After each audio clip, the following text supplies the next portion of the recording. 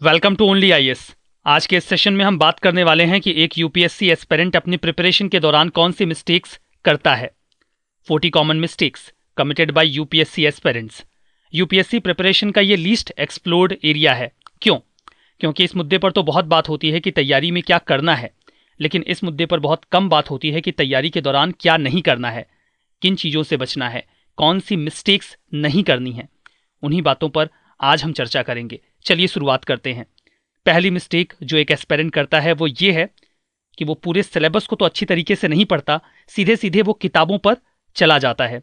जब तक आपके दिमाग में सिलेबस नहीं होगा तब तक आप इस चीज़ को डिटरमाइन नहीं कर पाएंगे कि तैयारी के दौरान आपके लिए क्या इंपॉर्टेंट है और क्या नहीं है। बुक में लिखी गई हर बात, हर चैप्टर आपके सिलेबस के अकॉर्डिंग नहीं होता।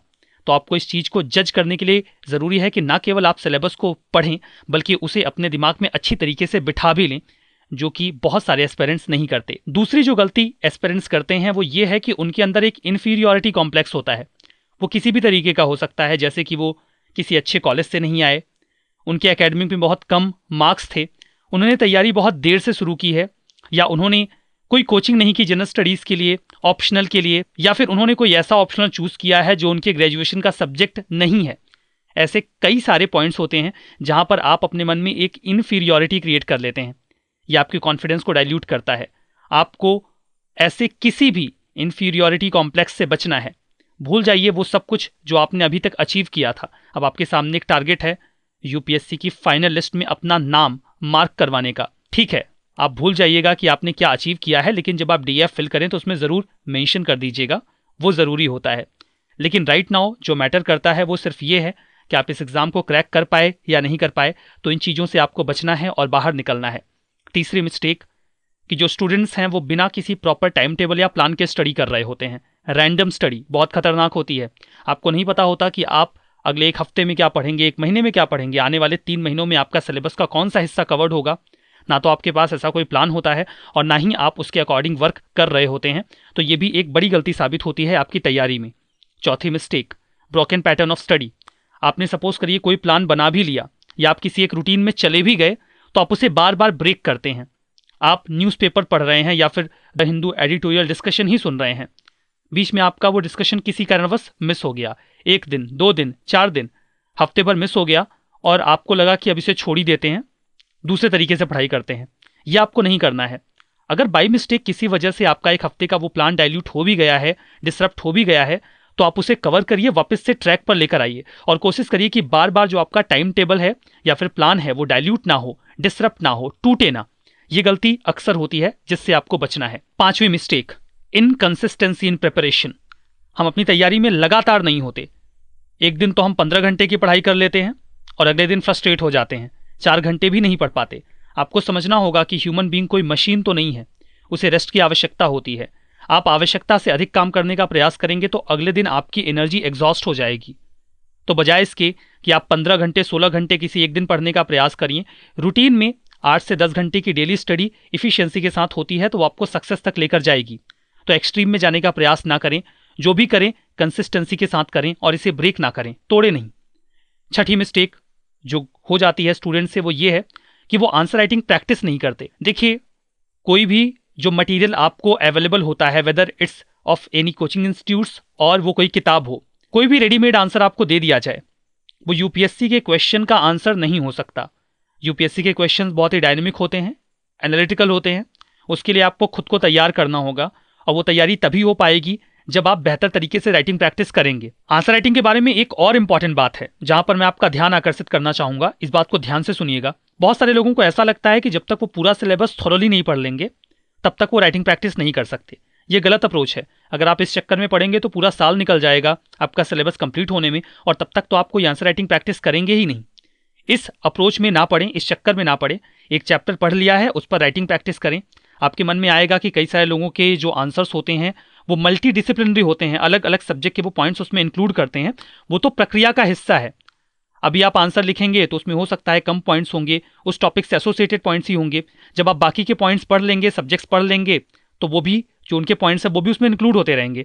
तो आंसर राइटिंग एक इवोल्यूशनरी प्रोसेस में स्ट्रांग होता है। आप अचानक से अच्छे आंसर्स नहीं लिख सकते, आपको लगातार लिखना होगा। तो इस चक्कर में बिल्कुल नहीं पढ़ना है कि पूरा सिलेबस पढ़ने के बाद ही राइटिंग प्रैक्टिस करेंगे। एक टॉपिक खत्म हो गया है, उसका क्वेश्चन उठाइए और उसका आंसर लीजिए। तो आंसर राइटिंग प्रैक्टिस में जो गलती होती है इसे अवॉइड करिए। 7वीं मिस्टेक, बहुत सारे स्टूडेंट्स सीसैट को इग्नोर कर देते हैं। उन्हें लगता है कि इसकी तैयारी बाद में कर लेंगे, और जब एग्जाम नज़दीक आ जाता है तो ये उनके लिए स्ट्रेस बन जाता है। फिर वो फटाफट मैथ्स, रीजनिंग या कॉम्प्रहेंशन को प्रिपेयर करना स्टार्ट करते हैं, हो नहीं पाता, और अगर मार्क्स खराब आ गए तो बहुत दिक्कत हो जाती है। कई बार तो जीएस में अच्छा स्कोर होने के बाद अगर किसी का सीसैट में मार्क्स कम हो गया तो फिर वो बहुत ही डिसअपॉइंटिंग होता है। तो इससे बचना है आपको, सीसैट को इग्नोर नहीं करना है, पैरेलली उसे भी तैयार करते रहना है। बहुत सारे लोग ऐसे को इग्नोर करते हैं। ऐसे राइटिंग तो जैसे बिल्कुल बाहर ही रहता है उनके स्टडी एम्बिट से, उस पर कोई फोकस ही नहीं होता। जबकि ये एक ऐसा पार्ट है आपके मीन्स का जहां पर आप अच्छा स्कोर कर सकते हैं।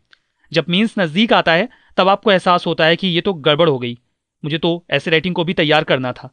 तो आप इसे इग्नोर ना करें, तैयारी का हिस्सा बनाएं ऐसे राइटिंग को भी।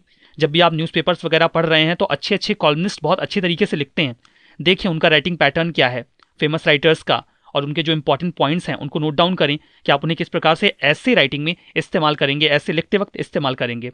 ऐसे राइटिंग और सीसैट दोनों के साथ यही होता है कि शुरू में तो हम दोनों को हल्के में ले लेते हैं, लेकिन जब एग्जाम्स नज़दीक आते हैं तो फिर ये हमारे गले लग जाता है, फिर तैयार हो नहीं पाता।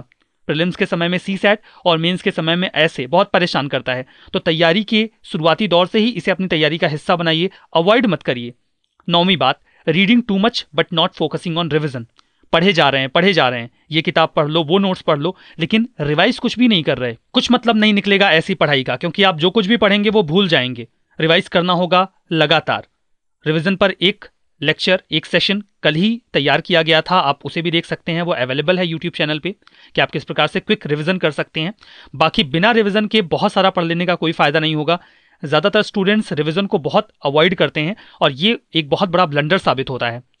10वीं मिस्टेक, एनसीईआरटीज़ को पढ़ने में आवश्यकता से अधिक समय लेना। एनसीईआरटी पढ़े जा रहे हैं 6 महीने, साल भर में एनसीईआरटी ही कवर नहीं हो रही है। ये बहुत ही गलत अप्रोच है।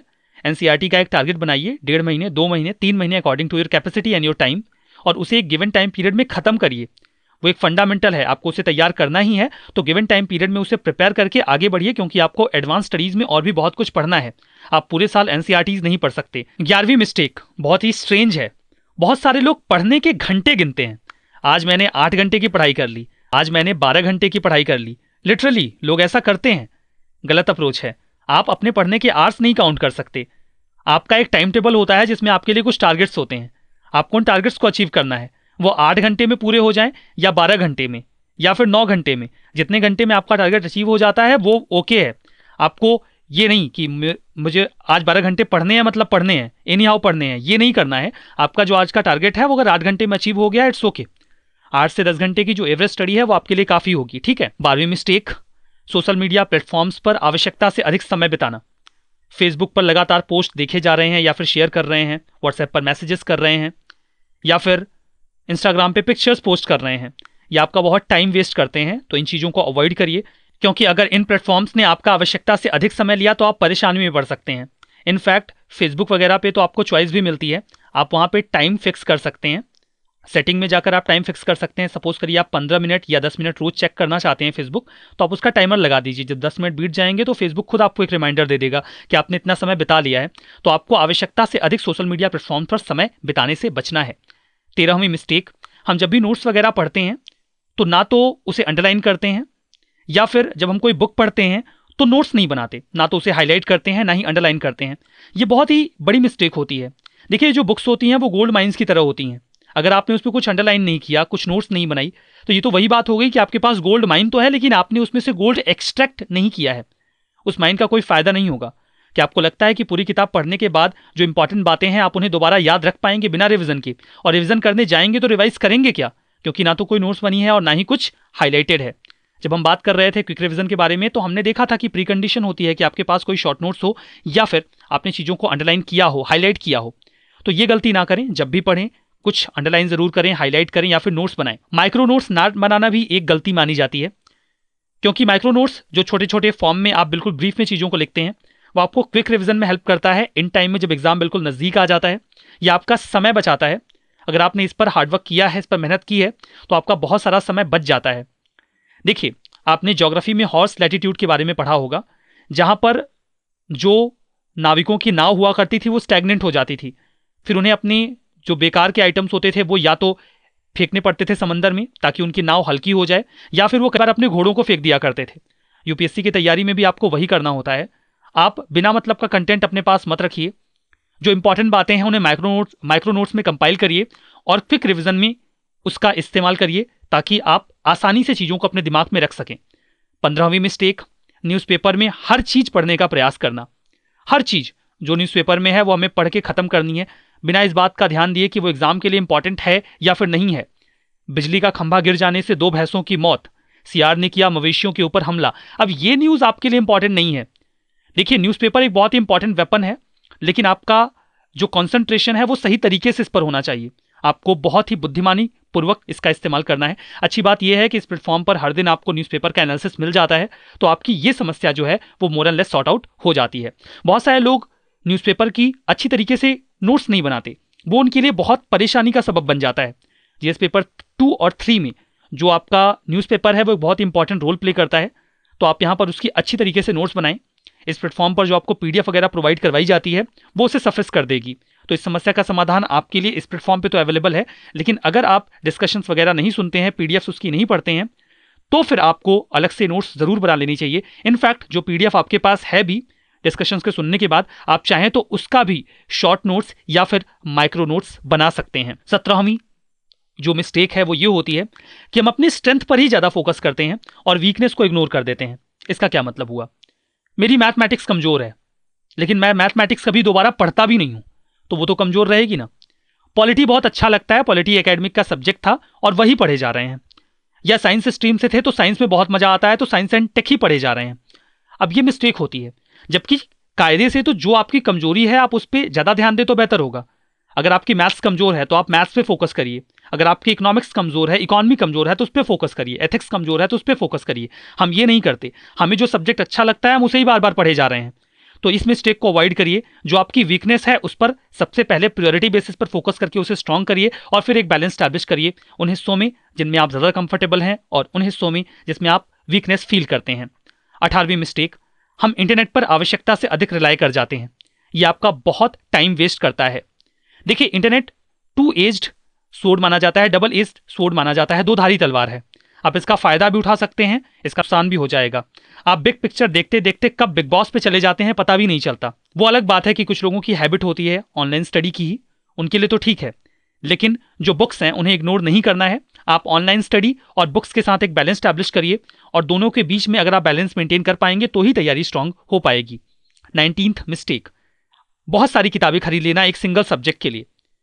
एक ही सब्जेक्ट के लिए आप आवश्यकता से अधिक किताबें खरीद रहे हैं, उससे आपको फायदा कम और नुकसान ज्यादा होगा।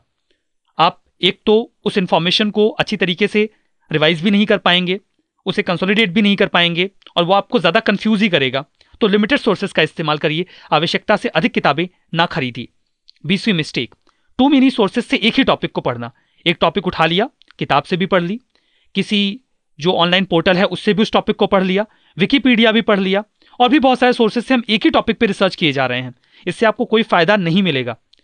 आपको जो मार्क्स मिलने हैं वो वही मिलेंगे, उसमें बहुत ज्यादा डिफरेंस तो नहीं आने वाला खूब रिसर्च करके एक टॉपिक पर। तो आपको एक बैलेंस स्टैब्लिश करना है। एक टॉपिक को कंप्रिहेंसिव वे में सिलेबस के हिसाब से कवर करिए, ना कि उसी टॉपिक पर कई सारे सोर्सेस आप लगातार पढ़ते रहिए। 20वीं मिस्टेक, हम एक ही टॉपिक पर पीएचडी करने लग जाते हैं। कुछ टॉपिक पर हमारी बहुत स्ट्रांग कमांड हो जाती है जबकि कुछ बिल्कुल रह जाते हैं। यह गलत अप्रोच है। आप एक टॉपिक पर पीएचडी करके कोई भी बेनिफिट अवेल नहीं कर पाएंगे। देखिए, ये दूसरी चीज होती है कि हम कुछ टॉपिक्स अच्छे से पढ़ते हैं, कुछ चीजों को हम थोड़ा स्लाइटली पढ़ लेते हैं। ये एक स्ट्रेटजी होती है कि हमें लगता है ये पार्ट ज्यादा स्कोरिंग है, हम इस पे ज्यादा कॉन्सेंट्रेट कर लेते हैं और इस पार्ट को हम थोड़ा स्लाइटली पढ़ लेते हैं क्योंकि समय कम है। वो स्ट्रेटजी के तहत किया जा सकता है। लेकिन अगर आप ये कर रहे हैं कि एक टॉपिक आपको अच्छा लग गया, आप उस पर आपको सारी इंफॉर्मेशन अवेल करनी है, नहीं, ये आपको नहीं करना है। 21st मिस्टेक, एक किसी किताब को पकड़ लेना और उसे फर्स्ट पेज से लेकर लास्ट पेज तक पढ़ते जाना बिना इस बात का ध्यान दिए कि वो सिलेबस के अकॉर्डिंग सही है या नहीं है। ये वेस्ट ऑफ टाइम होता है।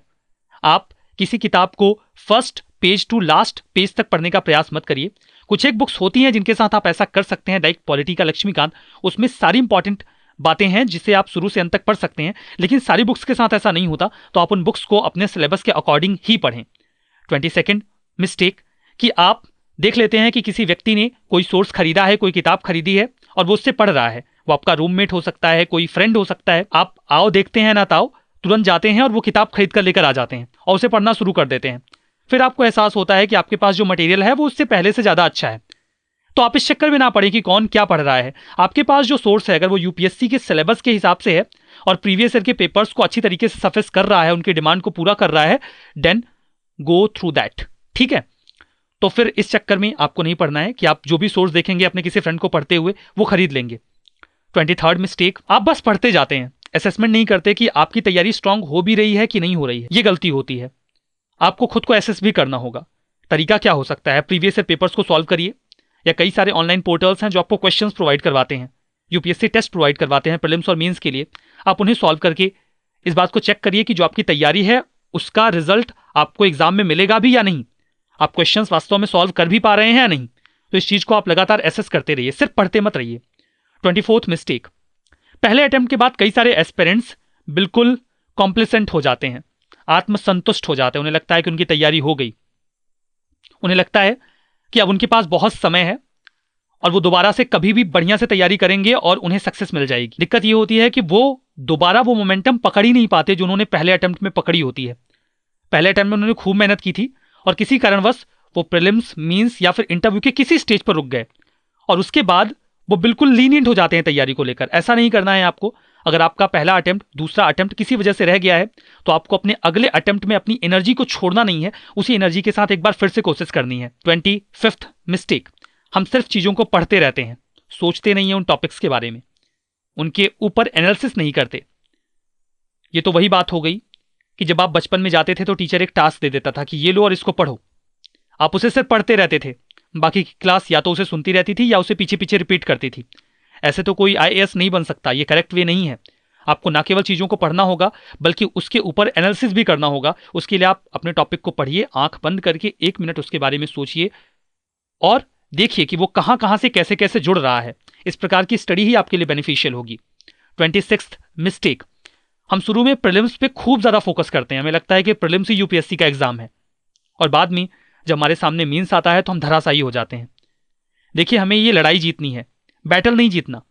बैटल कई सारी होती हैं एक वॉर में, हमें ये पूरा वॉर जीतना है। प्रीलिम्स, मींस, इंटरव्यू, इसके कुछ बैटल्स हैं, तो हमें ओवर प्रिपरेशन करनी है। सिर्फ प्रीलिम्स नहीं पढ़ना, हमें मेंस भी पढ़ना है और खुद को इंटरव्यू के लिए भी तैयार करना है। कुछ लोगों को प्रीलिम्स फोबिया हो जाता है। अगर किसी का गलती से कभी एक बार प्रीलिम्स नहीं निकला, फिर उन्हें ऐसा लगता है कि बस मेरा जैसे तैसे एक बार प्रीलिम्स हो जाए, उसके बाद मींस तो मैं देख लूंगा। आप इस बात को हमेशा याद रखिए कि mains is far more difficult than prelims. वहां पर आपको अपने आंसर्स लिखने होते हैं, और अगर आपकी मींस की तैयारी नहीं है तो प्रीलिम्स क्वालिफाई करके करेंगे भी क्या, क्योंकि मींस में तो दिक्कत होनी है। तो पूरा वॉर जीतना है तो आपको प्रीलिम्स के साथ साथ मींस को भी प्रिपेयर रखना होगा। सिर्फ प्रीलिम्स क्वालिफाई होने से आपको कुछ भी नहीं मिलने वाला है। प्रीलिम्स और मींस को अलग अलग पढ़ना, ये सब्जेक्ट अभी मैं प्रीलिम्स के लिए पढ़ रहा हूं और बाद में मैं इसको मींस के लिए पढ़ूंगा, कई सारे लोगों की ये स्ट्रेटेजी भी होती है, बट ये गलत स्ट्रेटेजी है। प्रीलिम्स और मींस को आप अलग अलग करके नहीं पढ़ सकते। जो सब्जेक्ट प्रीलिम्स और मींस दोनों के लिए हैं उन्हें आपको होलिस्टिकली पढ़ना होगा। प्रीलिम्स में आपको कुछ फैक्ट्स और कुछ कॉन्सेप्ट्स को बहुत कॉन्सेंट्रेट करके देखना होता है, जबकि मींस में आपको कॉम्प्रिहेंसिव और एनालिटिकल होना होता है। तो जो पॉलिटी है वो प्रीलिम्स के लिए भी है और मेंस के लिए भी है, तो दोनों को आप दोनों के लिए थॉरली पढ़ें। पॉलिटी को, हिस्ट्री को, इकोनॉमी को, ज्योग्राफी को। आप इसे अलग अलग नहीं कर पाएंगे, तो दोनों को इंटीग्रेट करने का प्रयास करें और इंटीग्रेट करके ही पढ़ें, ठीक है। 29th मिस्टेक, हम सिर्फ प्लान बनाते रह जाते हैं, वो कभी एग्जीक्यूट नहीं हो पाता। हम सोचते रहते हैं ये मेरा शेड्यूल है, मैं इसको फॉलो करूंगा, लेकिन वो कभी एग्जीक्यूट होता ही नहीं है, और ये प्रॉब्लम बहुत ही कॉमन है। तो जब भी प्लान बनाएं, पहले तो उसे रियलिस्टिक बनाएं ताकि उसे एग्जीक्यूट किया जा सके, और प्लान बनाने के बाद उसे इंस्टेंटली एग्जीक्यूट करें बिना इंतजार किए। कुछ लोग अपने दोस्तों के साथ लगातार ये डिस्कस करते रहते हैं कि ये एग्जाम तो पूरा लक पे बेस्ड है, आपकी किस्मत साथ नहीं है तो सिलेक्शन नहीं होगा। सही बात है, इस एग्जाम में लक मैटर करता है, इसमें कोई डाउट तो नहीं है, लेकिन आप अपने लक फैक्टर को मिनिमाइज कर सकते हैं अपनी हार्डवर्क के फैक्टर से। अगर आपकी तैयारी स्ट्रांग है तो आपका जो लक फैक्टर है वो लगातार मिनिमाइज होता चला जाता है। अगर आप अच्छी तरीके से मेहनत करते जाएंगे तो एक दिन आपकी डेट आपके लक के साथ भी होगी, तो आप लक के ऊपर परेशान ना रहें, आप अपना काम करें, अपना हार्डवर्क करते रहें, लक भी आपका फेवर ले ही लेगा। 31st मिस्टेक, आप कहीं से गुजर रहे होते हैं, किसी चाय की दुकान पर चाय पी रहे होते हैं, कुछ लोग बहुत टेक्निकल डिस्कशन कर रहे होते हैं कि जो डेमोक्रेटिक पार्टी है अब इस बार वो जो बिडेन को तो कंटेस्ट में नहीं लेकर आएगी, वो तो हिलेरी क्लिंटन को लेकर आ रहे हैं। कुछ लोग कहेंगे कि इस बार बराक ओबामा प्रेसिडेंट बनेंगे, कोई कह रहा है कि वो तो 2 बार बन चुके हैं, तो कोई और कह रहा है कि नहीं, पहले हिलेरी क्लिंटन को बनाएंगे, उनको वाइस प्रेसिडेंट बनाएंगे और बाद में उनसे रिजाइन करवा के उनको प्रेसिडेंट बना देंगे। वो लोग खड़े खड़े वहीं पर चाय की दुकान पर अमेरिका का प्रेसिडेंट चुन रहे हैं और आप परेशानी में पड़े हुए हैं कि मुझे तो कुछ पता ही नहीं चल रहा है, मेरी तो पॉलिटी ही क्लियर नहीं हो रही है, और आप फ्रस्ट्रेट होते चले जा रहे हैं। कुछ लोग डिस्कस कर रहे हैं कि युगांडा के कौन से जिले से या कौन से एरिया से कौन सी रिवर फ्लो करती है, और आप परेशान हैं। अब आप अपने आप को इन्फीरियर फील कर रहे हैं, तो आप इस चीज को अवॉइड करिए, क्योंकि एक स्कैटर्ड नॉलेज से कुछ नहीं होता।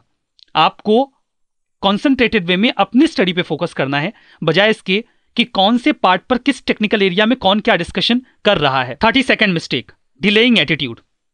कुछ लोगों का ऐसा एटीट्यूड बन जाता है कि बस आज का दिन जो है बस वही मैं रेस्ट कर रहा हूं, उसके बाद तो मैं पूरी जो प्रिपरेशन है उसको फोड़ दूंगा, कल से बस काम शुरू कर देना है, कल से टाइम टेबल एप्लीकेबल हो जाएगा। देखिए, कल तो कभी आता ही नहीं है, आज से क्यों नहीं, अभी से क्यों नहीं, टाइम टेबल बनाइए और लग जाइए, डिले मत करिए किसी चीज को। 34th mistake, reading something and start asking friends. कुछ भी पढ़ लिया, अब दोस्तों से जाके उनसे पूछेंगे उनको आता है कि नहीं आता है। अब दोस्त को नहीं आया तो बताइए आपने ये पढ़ा ही नहीं, ये तो इतना इंपॉर्टेंट था। क्या मिलेगा ये करके? मतलब अगर कोई इस बात को एक्सेप्ट कर भी लेता है कि हाँ आपके पास बहुत नॉलेज है, तो क्या उसका कोई बेनिफिट आपको मिलने वाला है? बिल्कुल नहीं मिलने वाला है। अल्टीमेटली देखिए, आपके पास पूरी तैयारी के बाद बहुत सारी नॉलेज हो जाएगी, उसमें कोई डाउट ही नहीं है, लेकिन उस नॉलेज का जो एक्नॉलेजमेंट है वो आपको तभी मिलेगा जब आप सेलेक्ट हो जाएंगे। इस बात से कोई फर्क नहीं पड़ता कि कौन आपके बारे में क्या सोच रहा है, आपके पास कितनी नॉलेज है कितनी नहीं है। तो फास्ट सेटिस्फैक्शन अपने लिए क्रिएट मत करिए, आपको सिर्फ इस बात पे फोकस करना है कि आपका एग्जाम क्रैक होगा या नहीं होगा। 35th मिस्टेक, अदर स्टूडेंट्स के साथ अननेसेसरी टॉपिक्स पर आर्ग्यूमेंट करना। ये बहुत ही फेवरेट टाइम पास होता है बहुत सारे स्टूडेंट्स का, टी स्टॉल्स पर या फिर किसी भी चौराहे की गैदरिंग पे आप आर्ग्यूमेंट करते हैं और कोशिश करते हैं कि अपने आर्ग्यूमेंट के साथ आप उस आर्ग्यूमेंटल बैटल को जीत लें। हो सकता है आप जीत भी लें, लेकिन इससे आपको यूपीएससी को क्रैक करने में तो हेल्प नहीं मिलेगी। आपका कंपटीशन आपके दोस्तों के साथ नहीं है और उनके सामने आर्ग्यूमेंट्स जीतकर आपको कोई फायदा भी नहीं मिलेगा। आपका कंपटीशन लैक्स ऑफ एस्पिरेंट्स के साथ है, जिन्हें आप देख भी नहीं सकते, सुन भी नहीं सकते, वो तो सिर्फ यूपीएससी के कट ऑफ में ही रिफ्लेक्ट होते हैं। 36th मिस्टेक, बहुत सारे फ्रेंड्स बना लेना। देखिए, बहुत सारे फ्रेंड्स बना लेने के बाद आप लगातार उनसे मुलाकात करते रहते हैं, कोई भी आपको मिलने के लिए बुला लेता है। कुछ लोग कहते हैं अरे कितना पढ़ोगे, चलो थोड़ा सा टहल के आते हैं, वॉक करके आते हैं, घूम के आते हैं। इससे आपका बहुत सारा टाइम वेस्ट हो जाता है, वो आपको लगातार बिजी रखते हैं। देखिए, जो आपके जेन्युइन फ्रेंड्स होते हैं वो समझते हैं कि आपकी तैयारी चल रही है और आपके पास समय कम है, लेकिन कुछ ऐसे फ्रेंड्स होते हैं जो एक्चुअली में जेन्युइन नहीं होते और वो आपकी प्रॉब्लम्स को, आपकी तैयारी को नहीं समझते और डेलिबरेटली आपको पोक करते रहते हैं, आपका टाइम वेस्ट करते रहते हैं। तो आपको ऐसे फ्रेंड्स को अवॉइड करना है, आवश्यकता से अधिक फ्रेंड्स नहीं बनाने हैं। कुछ लिमिटेड फ्रेंड्स हो जो आपके जो तैयारी है उसके महत्व को समझें और आपके समय के महत्व को भी समझें, बस आपके पास उतने ही और इसी प्रकार के फ्रेंड्स होने चाहिए। 37th, isolating yourself from external world. आपको ऐसा लगता है कि बस एक कमरे में मैं अपने आप को बंद कर लूंगा और मैं आईएएस बन जाऊंगा। देखिए, ऐसे लोगों को ज्यादातर डिप्रेशन की प्रॉब्लम होती है, जो खुद को आइसोलेट कर लेते हैं। ये सिर्फ एक एग्जाम है, आपको आपके जीवन में कुछ इंपॉर्टेंट लोगों को हमेशा रखना होता है, जिनके साथ आप अपनी बातों को शेयर कर सकें। वो आपके अच्छे दोस्त हो सकते हैं, फैमिली मेंबर्स हो सकते हैं, कोई रिलेटिव भी हो सकता है जो आपको हमेशा सपोर्ट करता हो। तो आप ऐसे लोगों को अपने पास रखें, पूरी दुनिया से खुद को अलग करके। इस तैयारी में आपको डिप्रेशन के अलावा और कोई फायदा नहीं मिलने वाला है। 38th mistake, disrupting daily routine for the preparation. आप अपनी पढ़ाई के लिए अपने पूरे रूटीन को डिस्टर्ब कर देते हैं। समय से खाना नहीं है, समय से सोना नहीं है, समय से उठना नहीं है, एक्सरसाइज नहीं करनी है। इस तरीके का अप्रोच अगर आप अपनाएंगे तो कितने दिन कर लेंगे? तैयारी बहुत लंबी है यूपीएससी की। आप पहले अटेम्प्ट में भी सिलेक्ट हो जाएंगे तो आपको 2 साल का समय लगेगा। 1 साल पूरी तैयारी में और 1 साल तो एग्जाम होने में लग जाता है। तो आप अपने डिसरप्टेड रूटीन के साथ ये नहीं कर सकते, आपको प्रॉपर रूटीन के साथ ही अपनी तैयारी करनी होगी। 39th mistake, day dreaming. मैं आईएएस बन जाऊंगा तो क्या करूंगा, कौन सी पॉलिसीज इंप्लीमेंट करूंगा, कैसे लोगों की भलाई करूंगा। अरे पहले बन तो जाइए। ये सारे काम करने के लिए और सोचने के लिए आपके पास बहुत सारा समय होगा। ठीक है, कभी कभार मन करता है तो सोच लीजिए, लेकिन ऐसा नहीं कि जब पढ़ने बैठे तो बस यही सोचने में लगे हुए हैं कि आखिर जब आईएएस बन जाऊंगा तो क्या करूंगा। बनने के बाद इसके लिए बहुत समय होगा, अभी पढ़ाई कर लीजिए, ठीक है। 40th मिस्टेक, अल्टीमेटली ये सबसे इंपॉर्टेंट बात है जो सबसे आखिर में मैं आपके साथ करने जा रहा हूं।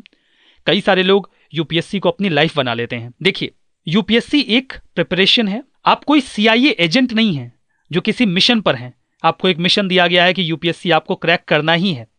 ये मत भूलिए कि यूपीएससी की तैयारी के बियॉन्ड भी आपकी लाइफ है, आपकी फैमिली है और भी बहुत कुछ है। ये एक तैयारी है जो आपको एक बहुत अच्छा एग्जाम क्रैक करवाने के बाद एक प्रेस्टीजियस जॉब में लेकर जाएगी।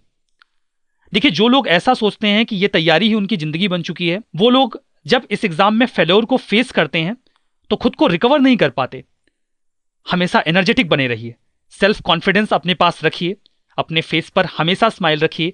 ये सिर्फ एक एग्जाम है, आप इसे क्रैक करके एक अच्छी सी जॉब लेने वाले हैं, सिर्फ उसकी तैयारी करिए। तो इस सेशन में हमने बहुत सारी इंपॉर्टेंट बातों को डिस्कस किया है। आप बताइए, आप इनमें से कौन सी गलती इस समय कर रहे हैं, या फिर आपने इनमें से कोई एक गलती पहले की थी और बाद में आपको रियलाइज हुआ और आपने उसे सुधार लिया।